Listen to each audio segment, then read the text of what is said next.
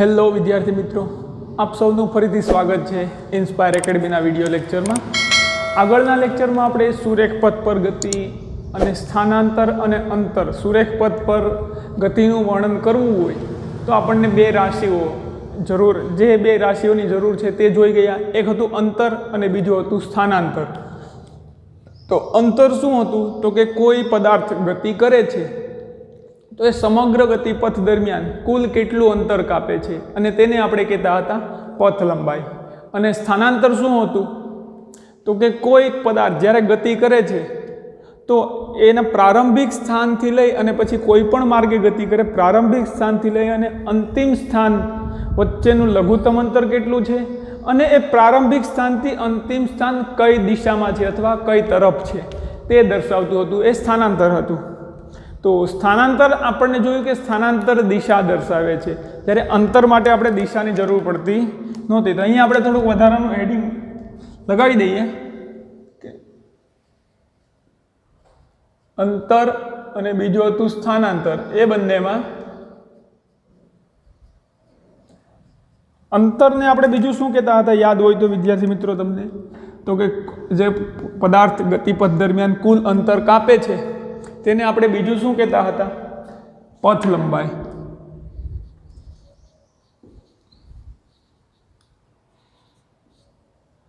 તો અંતરને દિશા દર્શાવતું નથી, એ દિશા દર્શાવતું નથી, કારણ કે અંતર તો કુલ અંતર કાપે છે। તમે કોઈ પણ માર્ગે ગતિ કરો, સુરેખ પથ છે, વર્તુળાકાર માર્ગ છે, કુલ અંતર કેટલું કાપે છે અથવા ગતિપથનું કુલ અંતર છે તેને દિશા હોતી નથી, દિશા નથી દર્શાવતું।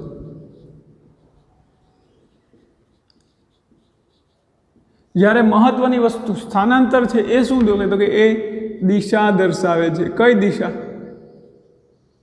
તો કે પ્રારંભિક સ્થાનથી અંતિમ સ્થાન કઈ દિશા તરફ છે, આ વસ્તુ આપણે જોયું હતું। અને એ વસ્તુ આપણે એક પ્રણાલી સંજ્ઞા પ્રણાલી નોંધી હતી કે સુરેખ પથ પર ગતિ માટે આપણે ઉદ્ગમ બિંદુથી જો જમણી તરફ એટલે કે આ બાજુ કોઈ સ્થાનાંતર થતું હશે તો આ બાજુના સ્થાનાંતરને ધન દર્શાવીશું, પેલી બાજુ સ્થાનાંતર થતું હશે તો ઋણ દર્શાવીશું। આનો મતલબ વિદ્યાર્થી મિત્રો કે આ તો ખાલી મેં સંખ્યા રેખા પર બિંદુઓ દર્શાવેલા છે, પણ ઉદાહરણ દ્વારા આપણે સમજ્યું હતું કે જો કોઈ સ્થાનાંતર કણનું પ્રારંભિક બિંદુથી ડાબી બાજુ થતું હશે, પ્રારંભિક બિંદુથી ડાબી બાજુ થતું હશે તો એનું સ્થાનાંતર ઋણ મળશે, અને જો એ કણનું સ્થાનાંતર પ્રારંભિક બિંદુથી જમણી બાજુ થતું હશે તો સ્થાનાંતર ધન મળતું હતું। એનું આપણે ઉલટું કે જો સ્થાનાંતર ઋણ મળે તો કણે ડાબી બાજુ ગતિ કરી હશે, સ્થાનાંતર ધન મળે તો કણે જમણી બાજુ ગતિ કરી હશે। આ મગજમાં તમારે હોવું જોઈએ। આ તો આપણે ઉદ્ગમ બિંદુ માટે તો કે ઉદ્ગમ બિંદુથી ડાબી બાજુ જમણી બાજુ જાય તો ધન અને ડાબી બાજુ જાય તો ઋણ। હવે જ્યારે આપણે ગતિ કરતા હોઈએ ત્યારે આપણે પ્રારંભિક બિંદુને જ ઉદ્ગમ બિંદુ લેવું પડે। તો કે પ્રારંભિક બિંદુથી કઈ બાજુ જાય છે તો કે પ્રારંભિક બિંદુ માનો કે કણ એ થી સી પર ગતિ કરે તો સ્થાનાંતર કેટલું મળશે તો કે આ 5 ને 5 10 જેટલું, પણ એ થી સી એટલે ડાબી તરફ ગતિ કરે તો સ્થાનાંતર ઋણ મળશે। આવા જ પ્રશ્નો હોમવર્કમાં હતા, અને જો તમને યાદ હોય આગળના લેક્ચર વ્યવસ્થિત જોયો હોય, ન જોયો હોય તો આગળના લેક્ચર પહેલાં ગતિના જે લેક્ચર 1, 2, 3 અને 4 છે એ સંપૂર્ણ અભ્યાસ કરીને આ લેક્ચર જુઓ। તો આગળના લેક્ચરમાં હોમવર્કમાં બે પ્રશ્નો હતા। એક હતું તો કે બી થી સી કણ ગતિ કરે ત્યારે સ્થાનાંતર મેળવો, અને એક હતું ડી થી એ થી સી ગતિ કરે ત્યારે સ્થાનાંતર મેળવો। તો આપણો પ્રથમ પ્રશ્ન હતો બી થી સી માટે।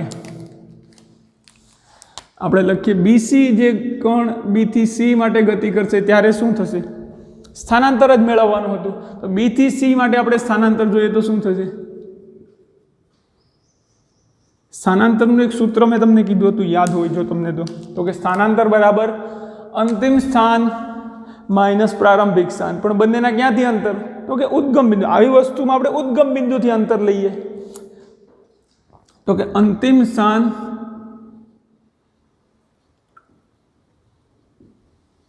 માઇનસ પ્રારંભિક સ્થાન। અંતિમ સ્થાન અને પ્રારંભિક સ્થાનના અંતર ક્યાંથી લેવાના છે? ઉદ્ગમ બિંદુથી। કણ ગતિ ક્યાં કરે છે? બી થી સી દરમિયાન। તો કણનું અંતિમ સ્થાન કયું થશે તો કે સી, અને પ્રારંભમાં બી પર હતો તો બી પ્રારંભિક સ્થાન થશે। હવે આપણે બીસી દરમિયાન કણનું સ્થાનાંતર કેટલું થાય છે તે નોંધવું હોય તો તો બીનું અંતિમ સ્થાન કેટલું છે? તો કે 40 માઇનસના માઇનસ સૂત્રના અને પ્રારંભિક સ્થાનનું ઉદ્ગમ બિંદુ છે અંતર કેટલું છે? સોરી, મિસ્ટેક થઈ ગઈ. અંતિમ સ્થાન સી છે, તો અંતિમ સ્થાન સીનું ઉદ્ગમ બિંદુ છે અંતર કેટલું છે? 15. આ સૂત્રના માઇનસના માઇનસ અને પ્રારંભિક સ્થાનનું અંતર હંમેશા કૌંસમાં મૂકવું. પ્રારંભિક સ્થાન કેટલું છે? આ સૂત્રના માઇનસ પ્રારંભિક સ્થાનનું ઉદ્ગમ બિંદુ છે અંતર 40. હવે તમે વિદ્યાર્થી મિત્રો આનું સાદુરૂપ આપી શકો. 15 માઇનસ 40, જવાબ આપણને મળશે -25. આ મીટરમાં છે. મેં તમને કીધું હતું એની સરનેમ આપણે કહી શકીએ, તો કોઈની સરનેમ આપણી જાતે ન બદલાવી તો આપણને મળે છે -25 મીટર. અગાઉ આપણે નોંધ્યું તેમ સ્થાનાંતરને આપણે એસ વડે દર્શાવીએ. સોરી, એસને તો સ્પીડ વડે. સ્થાનાંતરને આપણે સ્થાનાંતર લખીએ, ગુજરાતી મીડિયમમાં જ રહીએ. સ્થાનાંતર કેટલું મળે છે? -25 મીટર. હવે જો તમને ખબર હોય કે જમણી બાજુ થતા સ્થાનાંતરને ધન કહેવાય અને ડાબી બાજુ થતા સ્થાનાંતરને ઋણ કહેવાય, એનો મતલબ કે કણે બી થી સી દરમિયાન ગતિ કરી છે, તો બી જમણી બાજુ હશે ને, જમણી બાજુથી ડાબી તરફ ગતિ કરી છે, આપણને ઋણ સ્થાનાંતર સૂચવે છે. આ ઋણ નિશાની શા માટે છે? તો કે દિશા દર્શાવવા માટે. અને ઋણ નિશાની દિશા દર્શાવે, પણ કઈ તરફની દિશા? તો કે ઋણ નિશાની એ ડાબી બાજુ સ્થાનાંતર હોય તો ઋણ નિશાની, જવાબ ઋણ મળશે. જમણી બાજુ સ્થાનાંતર હોય ધન મળે જવાબ. હવે અન્ય એક પ્રશ્ન, અને આપણે આ રીતે પણ જોઈ શકીએ, સ્થાનાંતર -25 મળે છે. બી થી સીનું અંતર જોઈએ કેટલું છે? તો કે લઘુત્તમ અંતર 5 ને 5 10 ને 5 15, 5 20 ને 5 25. મતલબ આપણે એમ લખવું હોય તો કે બી થી પશ્ચિમમાં સી તરફ, મતલબ કે બી થી ડાબી બાજુ જાય છે. તમારી તો બી થી ડાબી બાજુ થશે ને જો આ રીતે ઊભા હોય તો ડાબી બાજુના સ્થાનાંતરને ઋણ, એટલે આપણે હવે માઇનસથી અંદાજો આવી જાય કે ઋણ તરફ આ દિશામાં ડાબી બાજુ ગતિ કરે છે, કોણ સ્થાનાંતર કરે છે ગતિ કરીને. અન્ય એક હોમવર્કનો પ્રશ્ન હતો, જો કોણ ડી એ સી માર્ગે ગતિ કરે તો સ્થાનાંતર મેળવો. અહીંયા પણ સ્થાનાંતર જ મેળવવાનું હતું. સ્થાનાંતર બરાબર આપણી પાસે આ સૂત્ર છે, અંતિમ સ્થાન માઇનસ પ્રારંભિક સ્થાન. તેથી સ્થાનાંતર બરાબર અંતિમ સ્થાન કયું છે અહીંયા ડી એ સી માટે? તો કે અંતિમ સ્થાન સી થશે. અને પ્રારંભિક સ્થાન, ગતિ ક્યાંથી શરૂઆત કરે છે કણની? તો કે ડી થી. આ થઈ ગયું આપણું પ્રારંભિક. તો સ્થાનાંતર આપણને મળે છે અંતિમ સ્થાન માઇનસ પ્રારંભિક સ્થાન. અંતિમ બિંદુ સી છે. સીના યામ કેટલા છે? તો કે 15 મીટર. સૂત્રના માઇનસ, અને મેં તમને કીધું એમ કે પ્રારંભિક સ્થાન હંમેશા કૌંસમાં મૂકવું. તો પ્રારંભિક સ્થાન ઉદ્ગમ બિંદુથી કેટલું દૂર છે? -15. પ્રારંભિક સ્થાનનું અંતર કેટલું છે? -15. નિશાની સાથે મૂકવાનું. આમાં નિશાની બદલાવાની નહીં. ધન હોય તો ધન નિશાની, ઋણ હોય તો ઋણ નિશાની મૂકવાની. હવે તમે જાણો છો વિદ્યાર્થી મિત્રો કે 15 આ ઓછા ગુણ્યા ઓછા ધોરણ 6 થી આપણે ભણતા આવીએ છીએ. ઓછા વત્તાની બાદબાકી ગુણાકાર, તો કે ઓછા ગુણ્યા ઓછા તો વત્તા થઈ જાય, તો +15 આવે અહીંયા. અથવા જો એમ ન સમજાય તો ઘણાએ એમ યાદ રાખેલું હોય કે જો માઇનસની નિશાની કાઉન્સની અંદર આપણે મોકલીએ તો કાઉન્સ છૂટો પાડીએ તો આ માઇનસની નિશાની અંદર હોય એ બધાની નિશાની ઉલટાવી નાખીએ તો માઇનસ છે, આ માઇનસ નિશાની અંદર આપણે ગુણીએ, કાઉન્સ છૂટો પાડીએ તો માઇનસની નિશાની શું કરશે? આને અંદર જેટલી પણ નિશાની હશે બધાને ઉલટાવી દેશે. તો ઋણ છે એને કેવી કરી દેશે? ધન. એ રીતે પણ તમે સમજ્યા હોય તો એ રીતે આપણે તો જવાબ આવવો જોઈએ. તમે સમજો કોઈ પણ રીતે, રીત સાચી પણ હોવી જોઈએ, જરૂરી એ છે. તો અહીંયા આપણે લખીશું 30 મીટર. હવે સાહેબ 30 બોલે છે તો એને 30 નહીં આવડતું હોય બોલતા સાહેબ, પણ એક કિસ્સો જોડાયેલો છે 30 શબ્દથી એટલે હું 30 બોલું છું, નહીંતર તો 30 બોલતા આવડતું જ હોય સાહેબને. તો આપણને સ્થાનાંતર કેટલું મળે છે? તો કે 30 મીટર. અહીંયા ધન મળે છે, એનો મતલબ કે સ્થાનાંતર કણે ગમે એમ ગતિ કરીએ છીએ પણ પ્રારંભિક બિંદુથી અંતિમ બિંદુ 30 મીટર દૂર પ્રારંભિક બિંદુથી જમણી બાજુ હશે. શા માટે? સ્થાનાંતર ધન મળે છે. આ થઈ ગયું આપણો હોમવર્કના પ્રશ્નોનું ચર્ચા. હવે આની ઉપરથી આપણે એટલી તારવી શકીએ કે કણનું સ્થાનાંતર કેવું હોઈ શકે? તો કે કણનું સ્થાનાંતર, અંતર અને સ્થાનાંતર વચ્ચે થોડી ઘણી આપણે જો ભેદરેખા સ્પષ્ટ કરવી હોય તો કે અંતર અને અહીંયા સ્થાનાંતર. તો કે અંતર પહેલાં તો હંમેશા કેવું હશે? અંતર ધન હશે, પહેલો મુદ્દો. સ્થાનાંતર કેવું હશે? ધન પણ હોઈ શકે, કારણ કે દિશા દર્શાવે છે. તો આ બાજુ હશે તો ધન હશે, આ બાજુ હશે તો ઋણ હશે. અને પ્રારંભિક બિંદુ અને અંતિમ બિંદુ એકબીજા પર સંપાત થતા હોય તો સ્થાનાંતર શૂન્ય મળે છે. મતલબ કે પ્રારંભિક સ્થાન અને અંતિમ સ્થાન ઘૂમી ફરીને પાછો ત્યાં ને ત્યાં આવે, અથવા આમ જાય ને પાછો ત્યાં ને ત્યાં આવે. તો પ્રારંભિક સ્થાન અને અંતિમ સ્થાન એકબીજા પર સંપાત થાય છે તો સ્થાનાંતર કેટલું મળે? શૂન્ય. તો અહીંયા સ્થાનાંતર શૂન્ય પણ હોઈ શકે. અંતર હંમેશા ધન હશે. અંતર હંમેશા ધન હશે. અહીંયા આપણે હંમેશા શબ્દ ઉમેરી દઈએ.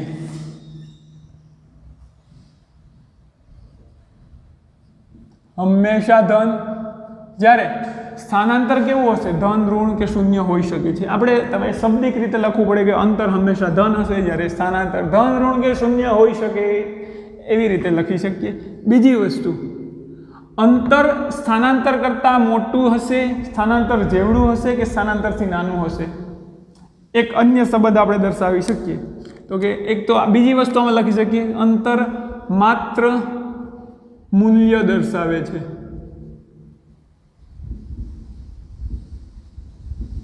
જ્યારે સ્થાનાંતર તો કે મૂલ્ય તો દર્શાવે છે, મૂલ્યની સાથે સાથે મૂલ્ય અને બીજું શું દર્શાવે છે? હવે તમે આ બી થી સી ના કિસ્સામાં જો તમે અંતર અને સ્થાનાંતર મેળવો તો તમને એક જ દિશામાં ગતિ છે તો અંતર અને સ્થાનાંતર બંને 25 મીટર જ મળશે. પરંતુ અંતર તો ધન 25 મળશે. અંતરથી આપણને ખબર નહીં પડે કે પ્રારંભિક સ્થાનથી ગતિ કઈ તરફ થઈ છે, આ તરફ કે આ તરફ. પણ તમે સ્થાનાંતર મેળવશો તો તમને ધન 25 મળે છે, સોરી ઋણ 25 મળે છે સ્થાનાંતર. અહીંયા તો ઋણ આપણને સૂચવે છે કે બી થી ડાબી બાજુ ગતિ થઈ છે, એટલે તમારી ડાબી બાજુ. હું આમ ફરી જાઉં પછી બી થી મારો ડાબો હાથ આ આવે તો કે બી થી ડાબી બાજુ ગતિ થઈ છે, સ્થાનાંતર સૂચવે છે. તો અંતર તો ખાલી મૂલ્ય દર્શાવતું હતું, જ્યારે સ્થાનાંતર કઈ તરફ, મતલબ કે દિશા દર્શાવે છે, કઈ તરફ ગતિ થઈ છે. તો સ્થાનાંતર તો મૂલ્ય અને દિશા બંને દર્શાવે છે. મૂલ્ય અને દિશા દર્શાવે છે. હવે આપણે ભેદમાં તો બીજું કંઈ રહેતું નથી. હજી એક વસ્તુ ઉમેરી શકીએ આપણા ધોરણ 9 પ્રમાણે, તો કે એક સદિશ અને અદિશ. આગળ આપણે ચર્ચા કરીશું જ્યારે કાર્ય ઉર્જા અથવા કાર્ય એ ચેપ્ટર આપણે ભણીશું, અથવા બળનું ચેપ્ટર ભણીશું આના પછીનું, અથવા ન્યૂટનના ગતિના નિયમો, કદાચ એવું કંઈક છે. એ ચેપ્ટરનો જ્યારે આપણે અભ્યાસ કરીશું હું ત્યારે તમને થોડીક માહિતી આપીશ કે સદિશ અને અદિશ એ ખરેખર શું છે. આ દુનિયામાં એવા બે નામ પણ છે કે જે અત્યાર સુધી જેનાથી આપણે માહિતગાર નહોતા. એક હતો સદિશ, બીજો હતો અદિશ. બંને ભાઈઓ જ છે, એક જ માના અને એક જ પપ્પાના દીકરા છે, પરંતુ એક થોડોક વધારે ભણી ગયો, અથવા એવું કંઈ આપણે કહી શકીએ કે એક પાસે થોડા ઘણા વધારે માહિતી છે અથવા કંઈક વધારે માહિતી ધરાવે, જ્યારે બીજા પાસે થોડીક મંદ બુદ્ધિ છે તો થોડીક ઓછી માહિતી આપશે આપણને. તો અદિશ છે એ થોડોક મંદ બુદ્ધિનો બાળક છે તો એ ઓછી માહિતી આપે, જ્યારે સદિશ છે એ હોશિયાર થઈ ગયો, ભણી ગણીને હોશિયાર થઈ ગયો. આપણે કહીએ તો ભણી ગણીને હોશિયાર થઈ ગયો. તો એ ભણી ગણીને ખૂબ જ હોશિયાર થઈ ગયો તો વધારે માહિતી આપશે. એમ અહીંયા અંતર છે એ અદિશ છે, કારણ કે એ ખાલી મૂલ્ય દર્શાવે છે, ઓછી માહિતી આપે, કઈ તરફ એ આપણને ખબર નથી. ત્યારે સ્થાનાંતર છે એ સદિશ રાશિ છે, કારણ કે એ દિશા દર્શાવે છે. દિશા પણ આપણને આપે છે કે આ તરફ કે પેલી તરફ, મતલબ કઈ બાજુ પ્રારંભિક બિંદુથી કઈ દિશામાં અંતિમ બિંદુ છે એ આપણને સ્થાનાંતર દર્શાવે છે, અંતર દર્શાવી શકે નહીં. તો આપણે મુદ્દો અહીંયા ટાંકવો હોય તો ટાંકી શકીએ, અંતર અદિશ રાશિ છે.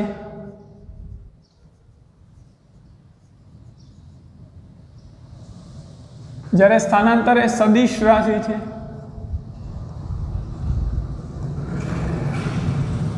હવે મેં તમને કીધું એમ કે અદિશ અને સદિશનો ભેદ તો આપણે આના પછીના ચેપ્ટરમાં તારવીશું, કે જેને દર્શાવવા માટે આપણને ખાલી મૂલ્યની જરૂર પડે, અથવા જે માહિતી ઉપરથી ખાલી મૂલ્ય મળે તેને આપણે અદિશ કહીશું, અને જે માહિતી પરથી આપણને મૂલ્ય અને દિશા બંને મળે તેને સદિશ ભૌતિક રાશિ કહીશું. હવે આ રાશિ શું છે?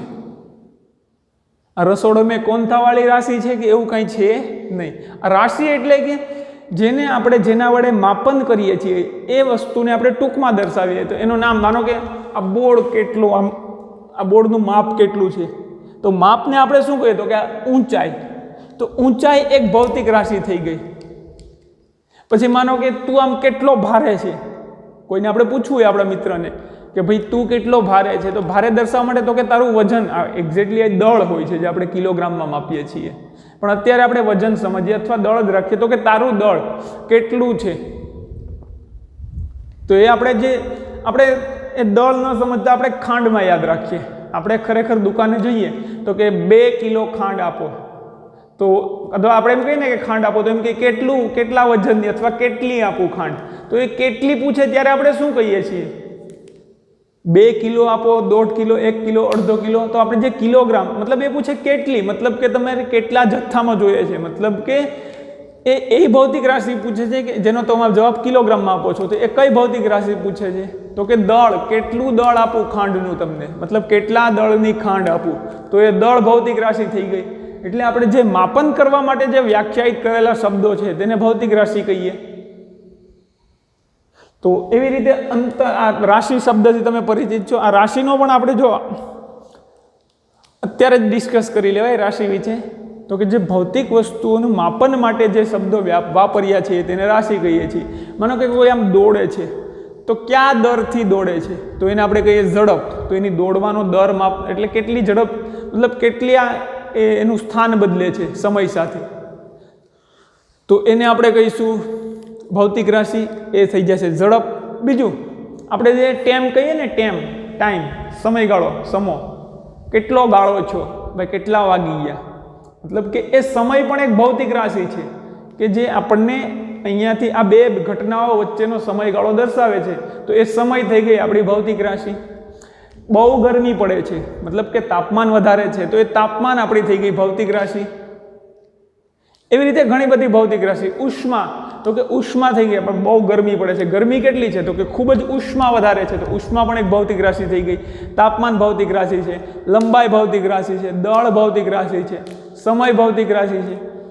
હવે તમારા ઘરમાં લાઇટ, પ્રકાશ, બલ્બ જો આપણે પ્રગટાવીએ અથવા દીવો પ્રગટાવીએ તો જે પ્રકાશ ફેલાય છે, તો એ પ્રકાશની તીવ્રતા, મતલબ કે જ્યોતિ તીવ્રતા કહેવાય એને. તો જ્યોતિ તીવ્રતા એક ભૌતિક રાશિ છે. પછી આપણે એવું જોયું તો કે કેટલો વિદ્યુત, આપણે જે ઘરમાં આપણે એક્ઝેક્ટલી જેને લાઇટ કહીએ છીએ, તારમાંથી લાઇટ આવે એને લાઇટ નહીં કહેવાય. લાઇટ એટલે પ્રકાશ થાય, પણ એ જે તારમાં પસાર થાય છે તેને વિદ્યુત પ્રવાહ કહીએ. તો કે તારમાં કંઈક થતું હશે તો એમાંથી કેટલો વિદ્યુત પ્રવાહ પસાર થાય છે, તો એ વિદ્યુત પ્રવાહ પણ ભૌતિક રાશિ થઈ ગઈ. એટલે આપણે જે માપન કરવા માટે, ભૌતિક ઘટનાઓનું માપન કરવા માટે જે શબ્દો વાપરીએ છીએ તેને ભૌતિક રાશિ કહેવાય. હવે તમે આગળ ભણશો તો ખબર પડશે મૂળભૂત ભૌતિક રાશિ અને સાધિત ભૌતિક રાશિ અને પૂરક ને, એ બધું આપણે અત્યારે ડિસ્કસ કરવાનું નથી. આગળના ચેપ્ટરમાં જેમ આવતું જશે તેમ સમજૂતી આપતો જઈશ. રાશિ અથવા આપણે એને ભૌતિક રાશિ કહી દઈએ. ખાલી રાશિ લખવાને બદલે ભૌતિક રાશિ લખીએ. ભૌતિક રાશિ, અહીંયા પણ એક ખાલી ભૌતિક એડ કરી દઈએ.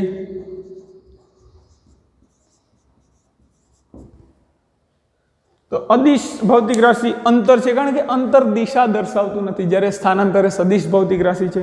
અન્ય વસ્તુમાં જો આપણે એડ કરીએ કાંઈક વસ્તુ, તો એ તમને અગાઉ કીધું હતું કે અંતર એ કાં તો સ્થાનાંતર કરતાં વધુ હશે અથવા સ્થાનાંતર જેટલું હશે, પરંતુ ક્યારેય પણ સ્થાનાંતરથી નાનું નહીં હોય. તો એને આપણે દર્શાવવું હોય તો ગાણિતિક સ્વરૂપે આપણે લખી શકીએ આ રીતે, તો કે અંતર મોટું હશે અથવા બરાબર હશે, મતલબ કે greater than or equal to સ્થાનાંતર.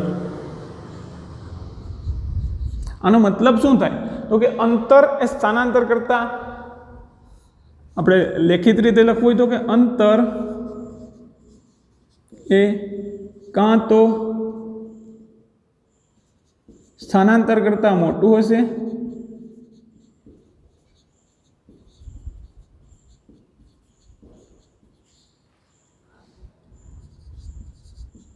અથવા સ્થાનાંતર જેટલું હશે, પરંતુ હવે નોંધ કરીને લખીએ, અંતર કેવું નહીં હોય, સ્થાનાંતરથી નાનું ક્યારેય પણ નહીં હોય, પરંતુ અંતર એ સ્થાનાંતર કરતાં ક્યારેય પણ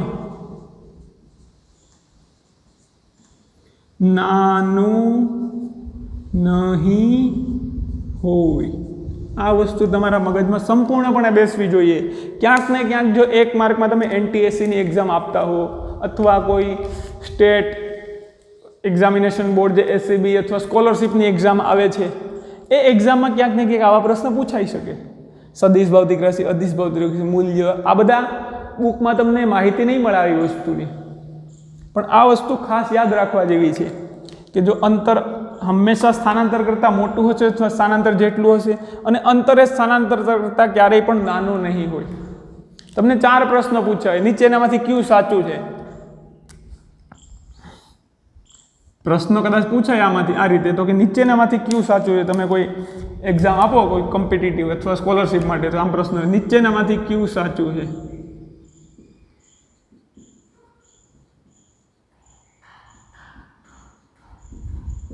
એમાં પહેલું હોય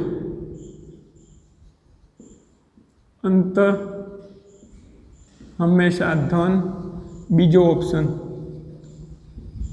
સ્થાનાંતર હંમેશા ધન, ત્રીજો ઓપ્શન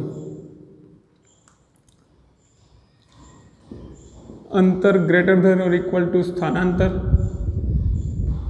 અને ચોથો ઓપ્શન A અને C બંને. જો પ્રશ્ન પૂછે કે નીચેનામાંથી કયું સાચું છે, તો કે પહેલો પ્રશ્ન અંતર હંમેશા ધન હોય, હાલો આ તો સાચું છે, તો ડાયરેક્ટ A ટીક ન કરી દેવો. જો નીચે A અને C બંને, તો B પણ ચેક કરવો પડશે. સ્થાનાંતર હંમેશા ધન હોય, ખોટું છે, આ શક્ય નથી, આ સાચું છે, અંતર હંમેશા ધન હોય. અંતર મોટું છે અથવા એના બરાબર છે સ્થાનાંતર, બરાબર છે અંતર અને સ્થાનાંતર, કાં તો અંતર સ્થાનાંતરથી મોટું હશે અથવા અંતર અને સ્થાનાંતર સમાન હશે. તો A અને C બંને છે, તો આપણે ટીક કરવું પડે, આપણે D ઓપ્શન ટીક કરવું પડે, A અને C બંને. તો આ રીતે પ્રશ્ન પૂછાય આમાંથી, તો તમને આવડી જવા જોઈએ.